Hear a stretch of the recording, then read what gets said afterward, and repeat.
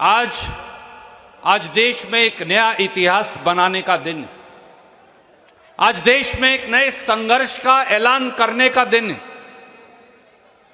आज देश में एक नया बिगुल बजाने का दिन।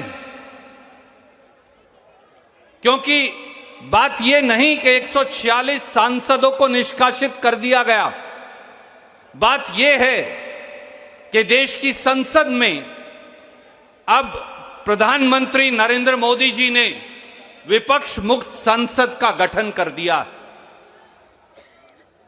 अगर देश की संसद में चुने हुए प्रतिनिधियों की जगह नहीं, अगर देश की संसद में विपक्ष की जगह नहीं, अगर देश की संसद में सवाल पूछने की इजाजत नहीं, अगर देश की संसद में सरकार की जवाबदेही सुनिश्चित करने की जगह नहीं, अगर देश की संसद में लोगों की आवाज उठाने की इजाजत नहीं, तो फिर संसद की आवश्यकता क्या रह जाएगी।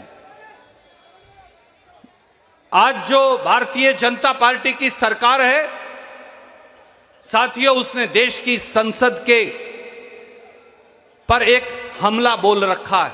अगर मैं ये कहूंगा तो शायद सही होगा। देश के संविधान पर देश की सरकार ने हमला बोला है। देश के संविधान का गला घोटा जा रहा है। आज भारत का प्रजातंत्र खतरे में है। आज संसदीय मर्यादाओं को बुलडोजर के नीचे कुचला जा रहा है। बोलने की आजादी को रोंदा जा रहा है। तो ऐसे में कम से कम भारतीय राष्ट्रीय कांग्रेस और इंडिया गठबंधन के साथी चुप नहीं रहेंगे। हम आखिरी सांस तक लड़ेंगे। 140 करोड़ देशवासियों के लिए लड़ेंगे, संसद के लिए लड़ेंगे, संसदीय मर्यादाओं के लिए लड़ेंगे, संविधान के लिए लड़ेंगे। देश की संसद पर हमला हो जाए, देश की संसद के अंदर लोग घुस जाएं। वो तो नौजवान थे जिन्होंने एक रंग का बम चलाया। हम ये बात कर रहे थे कि अगर ये अंतरिक्ष गैस होती या कुछ और होता तो आज भारतवर्ष की क्या हालत होती। और राहुल गांधी जी ने सही कहा, महंगाई और बेरोजगारी का आलम जब तक इस देश में रहेगा, कोई ना कोई ऐसी दुर्घटना होती रहेगी। आज इंडिया अलायंस के सारे साथी इकट्ठे हुए। ये एक सुखद संदेश है 140 करोड़ भारतीयों के लिए। पर यह लड़ाई हमारे लिए नहीं, यह लड़ाई इंडिया अलायंस की पार्टियों की नहीं, यह लड़ाई इस देश के मुद्दों पर है। यह लड़ाई इस देश में फैली 45 साल की भीषणतम बेरोजगारी के खिलाफ है। यह लड़ाई हर उस महिला के लिए है जिसके घर का बजट बिगड़ गया मोदी निर्मित, भाजपा निर्मित महंगाई के चलते। यह लड़ाई आर्थिक विषमता के खिलाफ है, जहां मुट्ठी भर लोगों के पास देश की 60% संपत्ति है और 82 करोड़ लोग 2 जून की रोटी के लिए तरस रहे हैं। यह लड़ाई नफरत का वो माहौल जो इस देश में पैदा किया जा रहा है उसके खिलाफ है। यह लड़ाई इस देश की संपत्ति को चंद उद्योगपतियों को बेचने वाली सरकार के खिलाफ है। यह लड़ाई उस विचारधारा के खिलाफ है जो टोपी, पगड़ी, दाढ़ी, कपड़ा, भाषा, उसके आधार पर इस देश को बांटने में लगी।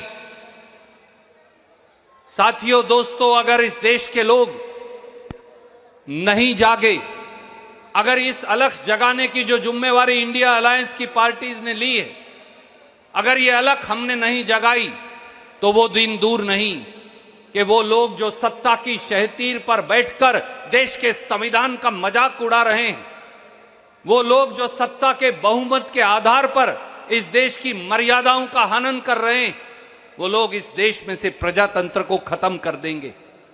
इसलिए ये लोकतंत्र बचाओ, भारत बचाओ की लड़ाई, और इस लड़ाई में आए एक एक साथी का, चाहे वो आखिरी पंक्ति में खड़ा हो, चाहे वो दिल्ली पुलिस के बैरियर्स के पार खड़ा हो, उसे आने की इजाजत नहीं दी जा रही।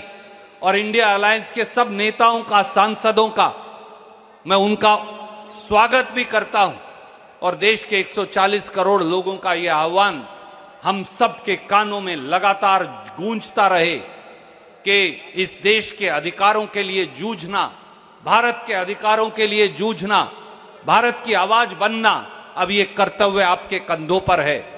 और ये विश्वास रखिए कि ना हम झुकेंगे, ना हम डरेंगे, ना हम दबेंगे। भारत का तिरंगा लेकर सदैव आगे बढ़ते रहेंगे और 140 करोड़ देशवासियों की आवाज बनेंगे। जय हिंद।